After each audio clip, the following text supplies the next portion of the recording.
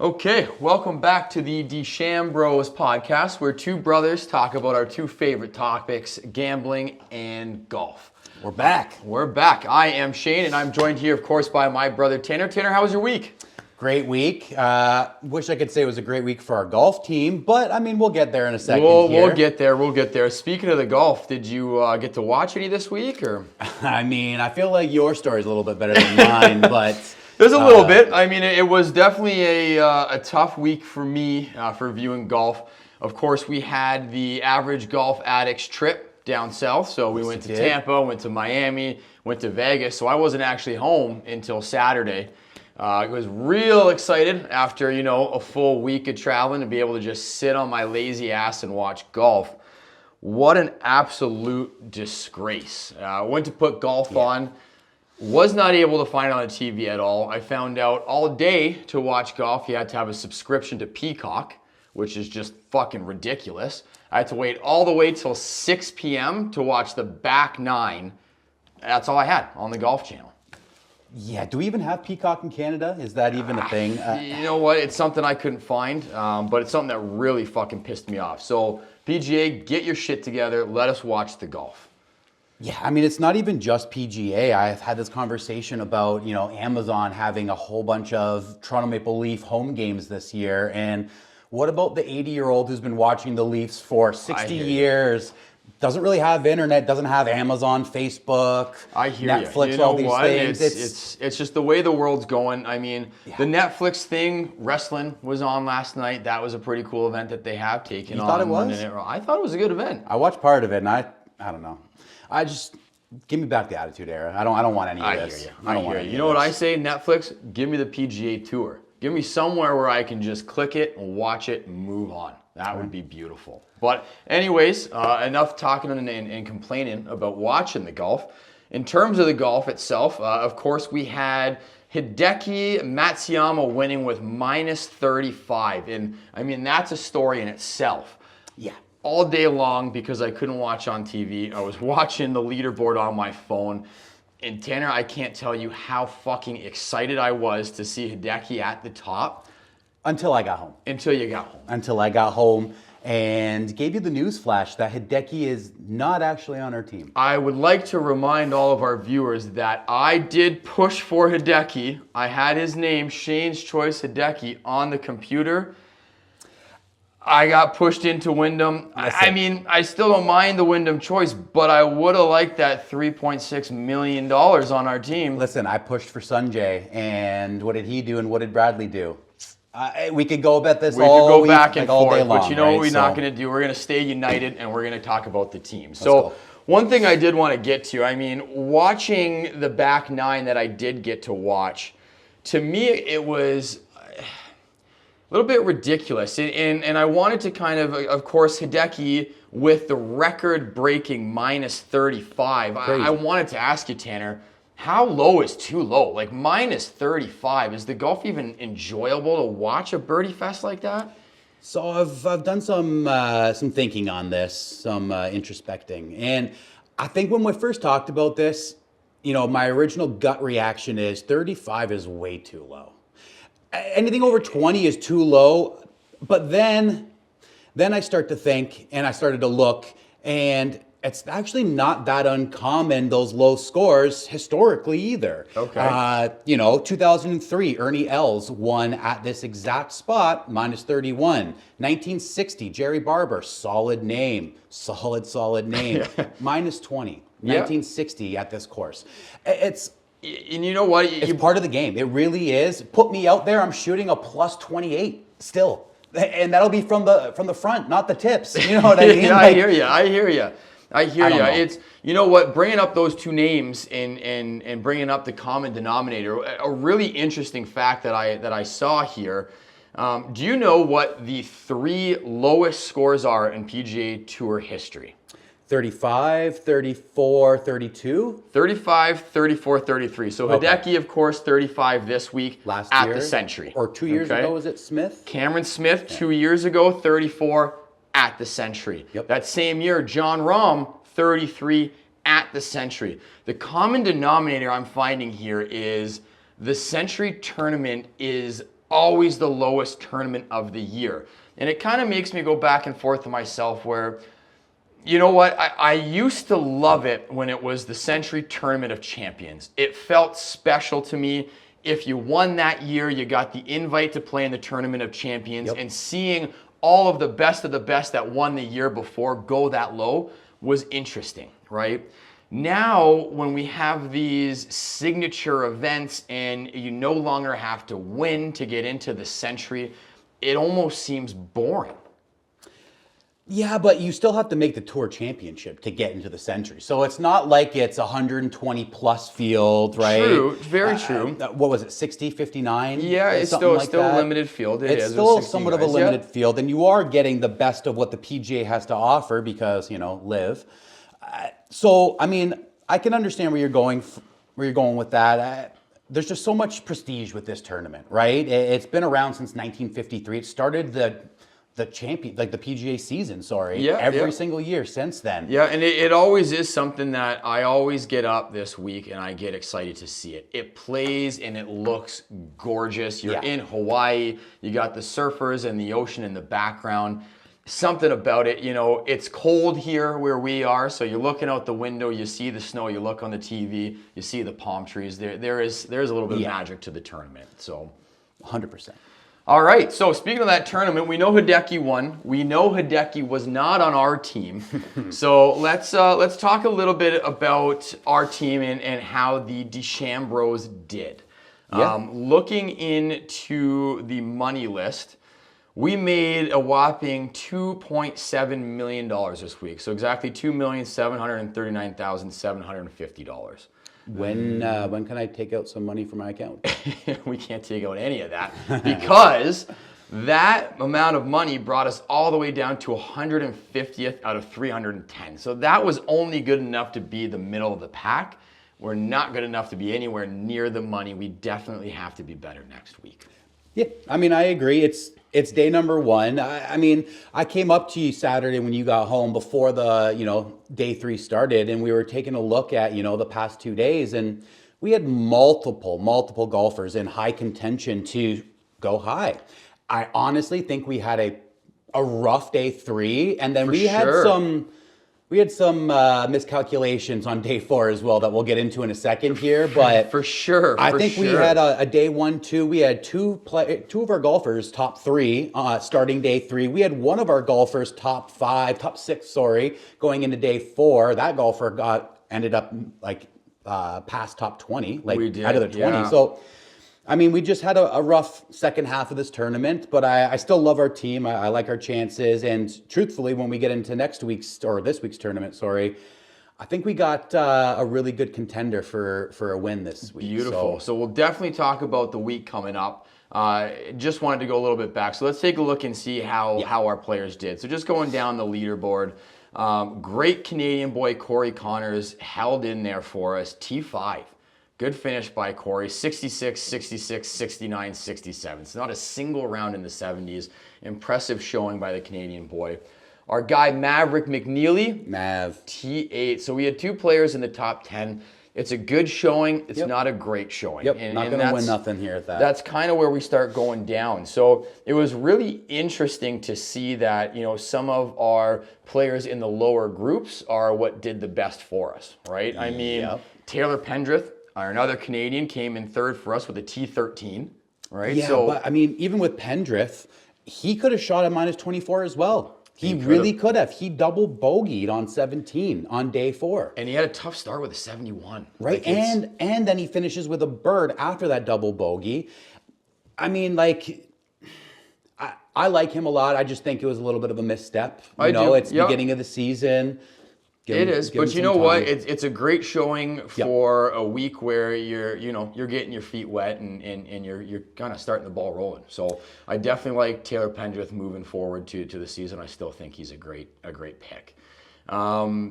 I don't want to say a disappointing, score from, Keegan and Wyndham, both -21. It's crazy again to say -21 wasn't in the top 10, but both of them finishing in T15. What do you think about them showing up? Keegs had a bogey each day, but he also looked really good each day. Yeah. I think he's got a little bit to clean up, but I really feel good about Keegan Bradley. I did watch a few of his highlights and watch a little bit of him, but truthfully, I think the person I'm most concerned about on our team, and I want your opinion on this, Sure. Zalatoris. Willie Z. Willie Z. So Zalatoris, got a few things I want to bring up here. Yep. 2-stroke penalty on day 4. Crazy. Did you see what happened? Yeah, they hit both the wrong ball. Yeah, they both hit the wrong. Like, it's wild. How does that happen? I mean, it happens with us all the time. yeah, you always take my balls. Yeah. Always. It's my way better. Yeah. Usually I'm giving you that, provisional inside the fairway for you. But it's a wild series of events. 2-stroke penalty. I mean, still with a 2-stroke penalty, finishing with a 73, still not a good day. You take those 2 strokes away and you give the kid a 71 on a Sunday. I mean, he only bogeyed that hole that he had 2-stroke penalty on. So like he got the up and down he needed. Where was the rest of your round? And like he started the day in 6th place. Sunday he fell apart. Yeah. Fell apart. So you know what's interesting too, and I'm not sure if you read this or not, but I did see that Will Zalatoris in an interview was saying he gained 20 pounds in the offseason preparing for this season. Trying to do a Bryson. Taking the Bryson approach. And I mean, so far it hasn't paid off for him the way that it did with Bryson. But I mean, when you're a guy so tall and so thin as Zalatoris, I guess it's something that's needed. Now, he explained that it was to build more muscle to be able to help his back. And if that's the reason, I love it. I mean, one of my big worries when we picked Willie Z was the injuries, right? Is he going to come out flying in the beginning of the season and then we're going to lose him for the rest of it? And I'm really hoping this work that he did pays off. Yeah. Absolutely crazy way he did it. He said he was eating somewhere around 4,500 calories a day. Like I can't even imagine how you can eat that much food, especially with, the size that he is. But he's tall, but he did the damn thing. So, I mean, again, very hopeful for Willie Z. T26, again, middle of the pack, not what I was looking for, but right under him at T30, this was supposed to be the star of our show. This was supposed to be our guy that led our team to the glory land. Xander Schauffele, what the fuck, man? A start with 72.70. And I did watch an interview where he said he was, working on a couple of different things. He said that he hated his chipping and he was working on changing chipping. It's not really paying off right now. I mean, he did pull it together on the weekend with a 66-67 finish, but just not good enough for our number 1 pick.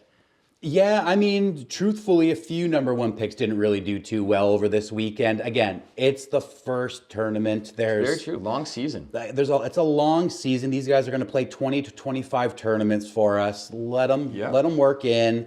I love Xander. I mean, truthfully, this guy shows up when it matters most. Talk to me when it's Masters time. Absolutely. Now, I think, again, it might just be a bit of a bitter taste in my mouth with it. I've got to bring it up again with the Hideki win, right? So, I mean, that was a big kind of slap in the face, not only to me, but to the team. But to have it be a signature event and to be worth so much more money, you really want your top guys to show up in the top tournaments, and our top guy did not. Like we said, we want 2 wins. We do. We want 2 wins out of him. That's it. The top pick, got to have 2 wins. Didn't get it in the first. A couple majors would be nice again, right? Hey, let them both be majors again. And I think we'll be really happy about that. I'm okay with it. So, cool. Anything else you want to cover on the Sentry last week, Tim? No, I think we covered everything we got here. Beautiful. So moving on to this week, of course, we do have the Sony Open coming up. Yep. It's at the beautiful Waiʻalae Country Club in Hawaii again. So not only did we get that beautiful landscape last week, we're going to get it again this week. Oh, yeah. Hopefully we'll be able to see a little bit more on TV this weekend. I mean, I'm not away on vacation, and maybe we'll have to get a subscription to Peacock, but we'll figure that out. This week, the purse is a total of $8.7 million, so there's still a lot of money on the board, right? Not the $20 million that was up for grabs last week, but $8.7 million available for everybody. It's nothing to look away at. We have 7 golfers that are in the field. Leading off, we have Taylor Pendrith, our boy Mav McNeely, Davis Thompson, Corey Connors, Eric Cole, Captain Keegan Bradley, and Kurt Kitayama. How do you feel about this week, Dan? I like our lineup this week. It'd be nice to have more golfers, in the field. For sure, only having 7 is definitely gonna hit us a little bit, but it is a little bit of a weaker field than last week. Yeah. Some of the big players aren't there, and I think that's going to give some of our players really the time to shine, right? Yeah. Especially when we have guys out there like Pendrith and Connors that did so well last week. It's going to be a very similar course in terms of conditions this week. I'm hoping we can just keep that momentum rolling. Oh, yeah. I mean, truthfully, I don't want to give away any of my picks and whatnot because we are going to go through a top 20, top 10, and top 5 betting pick at the end here. Absolutely. But looking at our team here, I think we have one guy that stands out above the rest as should be a star at this tournament for us. That's Keegan Bradley. I love it. It's Keegan Bradley. He had a playoff loss here last year. This guy almost won it last year. Sure He did. played well, like I said, a few things to kind of clean up last week. He's riding on a high, and he knows this place. He likes to play here, and he's played well here in the past. I absolutely love it. Captain I like Keegan was Keegs. my pick, and I absolutely love that. Like I said to you last week, I think that Keegan really has something to prove this year. Did he prove it last week? Maybe. He's definitely showing that he's working on some things, and he has some more to work on. But I definitely agree with you. I think that he's going to be able to take his weekend and kind of push forward and do well this week. So, cool. You did mention those picks, so I think it's time, if you're okay with that, to move on to our little segment at the end of the podcast here. We like to call this 20s, 10s, and 5s. So every week we're going to be giving you a $20 bet for a top 20, $10 bet for a top 10, and a $5 bet for a top 5. Yeah. So let's start with our 20 for 20. What do you got there, Tan? 20 for 20. I got a one that I was kind of pushing for when we were looking at our picks. Interesting. Patton Kazire? Kazire? Ooh, Kazire? Kazire. Okay, interesting. He won here in 2018. Interesting. And he got 13th last year here. I just think, the odds for him to get 20th is still plus 375. Plus 375 is phenomenal. That's for great someone odds who for moves top from 20. Iowa. For top 20, someone who got top 20 last year has won here 5 years ago. I think those are great odds. Put me down for Kazire for 20 for top 20. Beautiful, beautiful. I love that bet. I love those odds. I went a little bit of a different route. I picked Nico Echeverria. So I love this kid. I think he has a really good story. He had a great finish to last year. He started off with a 71-71 last week. So not a very hot start, but then he ended the weekend with a 66-68. So I think he just kind of had, the little wobbly legs first tournament of the year. He got those feet underneath his legs into the weekend, and I'm really hoping he's able to carry that on into this week. I have Nico Echeverria at plus 270. Love that. Okay. Beautiful. Moving on to our 10. So this is a $10 bet for a top 10. What do you got for me, Tim? Well, this is probably my lowest odds at plus 115. I got Hideki. Oh, I'm going Hideki. I love it. Strong form right now. Obviously, he's won here as well, 2022. I don't think you can go away from him. I didn't want to take him top 5. I don't think he's going to win here again. I mean, if he does, it's Superman Hideki. But hey, and he's won here previously, so he definitely has the opportunity to do it. My worry, and the only reason why I stayed away from Hideki in terms of my bets this week, is the win hangover, right? Yep. Not everybody can win and carry that on to a good round or a good tournament the next year. Not everybody's Scotty Scheffler. You know what I mean? But I mean, in the same sense, Hideki ain't going out and getting hammered with the boys after he wins. He's going and praying or something. You know what I mean? He's doing yoga. I don't know what he does. Hopefully he's continuing to grind. I mean, realistically, I kind of hope he doesn't now, knowing that he's not on our team. But for your sake for this bet, I definitely hope he does well for you. So, what do you got at top 10? I took, again, a little bit of a different approach to you, but, running off your coattails and your hype on him, I took Captain Keegan Bradley. I thought Captain Keegan Bradley, again, not the best showing last week. He started strong, 69-64. The weekend, 70-68, right? I mean, I hate to sound like a broken record. I think Keegan Bradley has something to prove. I didn't think he was going to win. I didn't think he was going to top 5, but at plus 220, I thought he was a fantastic pick for a top 10.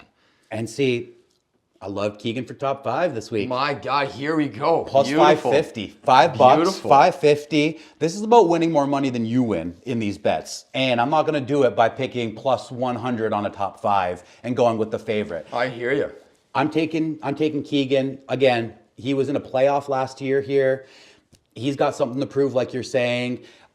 I think this is a week where he says, I'm going to, take a grip of this season, and I want people to remember my name. Keegan Bradley, plus 550. I absolutely love it. I want Keegan to shine. I want him to shine for our team. I want him to shine for our bets here. I want him to have a strong 6th place finish. Oh, yeah. And give me the money and take it all away from you.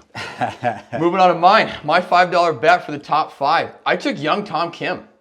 Tom Kim, I love Tom Kim. I mean, I couldn't talk about him highly enough when we were picking our team. I think he's a young stud. He's got the potential to be an absolute superstar. His best friend, Scotty, of course, out of the tournament with the cut hand, right? So, again, when we're talking about a tournament where the field isn't as strong, right, as it was last weekend, and it's not the weakest field in the world, but I think it's going to give young players like Tom Kim the ability to shine.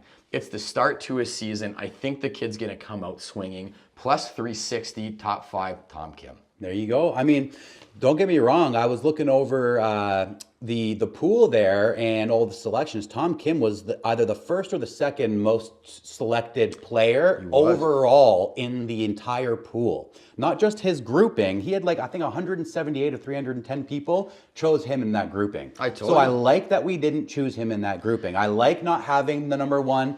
Xander, of course, was another 170 guy. Of course. So I felt like we knew that was going to happen. But it's nice to have it on. It's nice to have it on the team where it switched up, because the last thing you want to do is, when everyone has the same players on the team, that win. Yeah, you're going to have to go 1, 2, 3, and 6 to win that week, right? If everyone's got number 1, because someone's getting 1, 2, and 3. It's because that happened to us one of the years. 2 years ago. We had number 1 and 3. Yeah, we 1 didn't and 3. even finish in the money. No, and 1, 2, 3 each week get paid. We didn't finish 1, 2, or 3, and we had 1 and 3. So it's crazy, right? I hear you. Beautiful. Okay, I got one more topic I kind of wanted to go over with you before we ended here today, just because it's new. It's starting tonight. It's the TGL Indoor Golf League. Love it. The Tomorrow Golf League, headed off by none other than the god himself, Tiger Woods. Rory McIlroy, of course, seconding that up there with him. What do you got for me on the TGL? So I got a few thoughts, but I'm interested to hear what you think about it. So, of course, insane simulation, right? The largest screen ever made for a golf simulator. Real grass, real sand, a moving green that can give you multiple different lies and looks at a hole.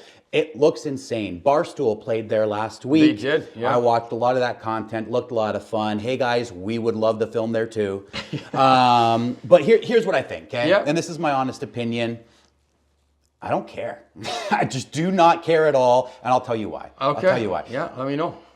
It's golf season. I care about Thursday, Friday, Saturday, Sunday golf. I do not care about middle of the week indoor golf that doesn't mean anything, that you made. So I don't know. Maybe I'm too old in this thought process, but this is how I see it going, okay? Yep. Year 1, we got our stars playing. Year 2, a few more stars want to play. By year 3, they're going to start inviting pro athletes, okay? So we're going to have Tom Brady going and being there. You're going to have Tony Romo playing. In year 4, you're going to start having the YouTube golfers. By year 5, it's D-list celebrities and it's a YouTube golf show. I just don't think that people are going to care that much. See, and you know what, Tanner? I have the complete opposite view on this league than you do. Okay. I think that, we can go all day long on hypotheticals on what might happen and what might come out of it. I am so excited about this league. We're filming this on Tuesday. The first round is tonight at 8 o'clock. I cannot wait to wrap up and go home and watch this. I think that the TGL brings excitement to golf. I think that what they're doing with it is innovative. I truly believe that they're trying to create a golf product that is built for the fans, right? Now, when you go to a golf tournament, the number one thing that I hate about it is following, right? I mean, I go to the Canadian Open every single year, and the real pain in the ass of the Canadian Open, for sure, is that nobody comes to it. So you really only have a few stars, right? We have Rory McIlroy that comes every year, and everybody follows him. So if you want to watch Rory play, you watch him tee off on 1, you got to walk till 5 if you want to have a fucking look at him. Right? Yeah. You miss all that golf. You miss the excitement. What's really exciting to me about TGL is a few things, right? One, stadium golf, right? You have all of the fans around watching every single shot. You have team golf. You're going to have every single fan. You're going to see it on TV. The discussions between the teams, the discussions between shots. The moving green. Did you see that fucking video of it rotating? I thought it was cool. It's phenomenal. It's going to be really interesting. It's going to be really different seeing them hit into a screen. But did you see how fucking big that screen is? It's huge. So I honestly don't think, and in the way that they've done it, they have the 2 tee blocks, right? So you have where you're teeing off. They're teeing off of real grass, right? Yep. So if you're hitting wood, you're hitting irons, you're hitting off grass. They have the same sand that they have in Augusta National. Like, they really did this, to me, I think, to the best of their ability, and I think that they've done it right. My issue isn't with the technology and the quality of what we're seeing. My issue is that what makes people actually care to watch this? So in a sense, the match to me was the greatest thing that started happening to golf. I got to see up close and personal my favorite stars go head to head. You got to hear their banter back and forth like they were playing on a Saturday with the boys like at it's their me home against course. you every single Father's Day. What happened to the match? It went amazing, and it's slowly gone down. They just had their 4 best golfers to the lowest ratings they've ever had in a match series. I don't even think I watched a highlight of that last match. I mean, neither did I, but to TGL's defense over the match, that match, a lot of people didn't even know it happened. Like, the advertising for it, like, it really wasn't there. The play on the PGA versus the LIV, I thought that they could have done so much better. I watched a bit of it. I mean, in the cart, you're watching Bryson and Brooks look just bored. Yeah. Like, I don't think it's necessarily the product in itself in terms of the match. I think it's the product in itself of what we're getting out of it. And I think what they're really doing with the TGL is they're really trying to push it. They're doing a good job of doing the advertising. They're doing the good job of being able to have it in a time slot where golf fans are going to be able to enjoy it, especially this time of year. I mean, it's always hard when we get, through the fall golf season and into the start of the new season, because we're always going head to head against football. And that's really, really hard. We're into playoff football now, right? Both of our teams are in there. Let's go Packers. Let's go Bills. So when it comes to a Sunday and I want to watch golf, but my pack is playing at 1, like, what are we doing here, right? And it's a really difficult time slot to fill. Being able to wait until a Monday or a Tuesday allows me to get my excitement of golf and allows it to keep it separate from the other Couldn't they do that when regular golf season isn't on? For Could sure. they not fill the last 2 months of our lives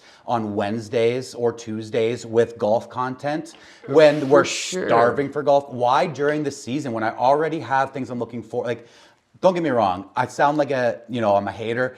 I'm not really. I would love for this to, do well. I just don't know if it is actually going to do well. But I mean, I'll eat my words if I'm wrong, right? Like, I would love for it to do well. And I mean, the time slot, I agree with you.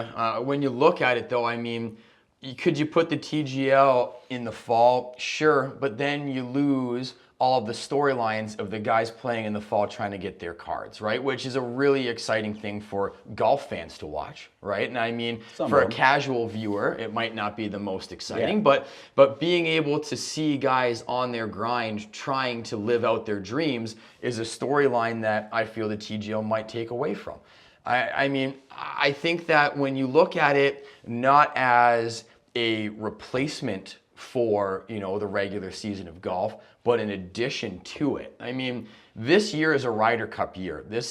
Ryder Cup is one of my favorite events. One of the greatest in golf, for sure. And I think that we get that hype on the Ryder Cup because you have that constant battle between the U.S. and between, what I mean? So when you have the teams and you have something you're playing for, I mean, I think that it's something that Liv was trying to get. I was going to say, I feel like you're trying to reenact what you wanted Liv to be. You're trying to recreate 100%. what we were told Liv was going to be. When I watch Liv, I don't know who's on what. I don't know. Like, it's the most confusing golf to ever watch. 100%. And you know what? Like, I'm worried that that's what this is going to be. And I think that it's kind of the best marriage between the two. I mean, who knows what's going to happen this year between the PGA Tour and the agreement with Liv. I mean, hopefully we can come to an agreement. And my honest to God hope is that if we come to an agreement where both of them come together, that we keep an aspect of the team golf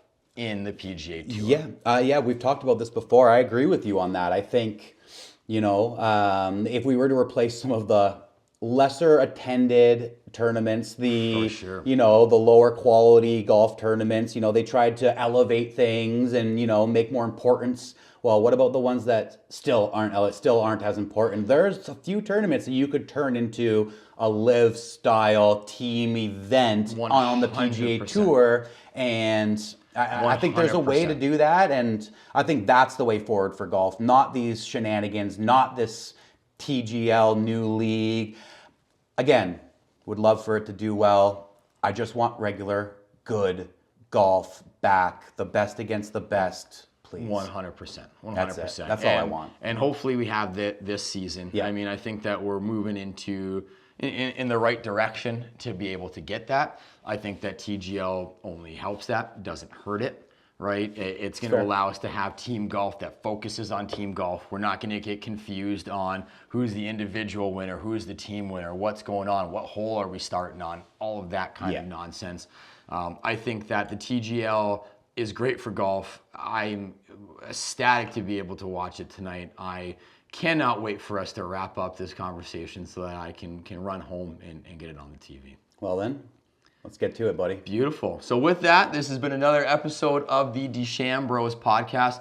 Join with us next week where we will be going over how our team did at the Sony Open, as well as next week's 20s, 10s, and 5s. All right.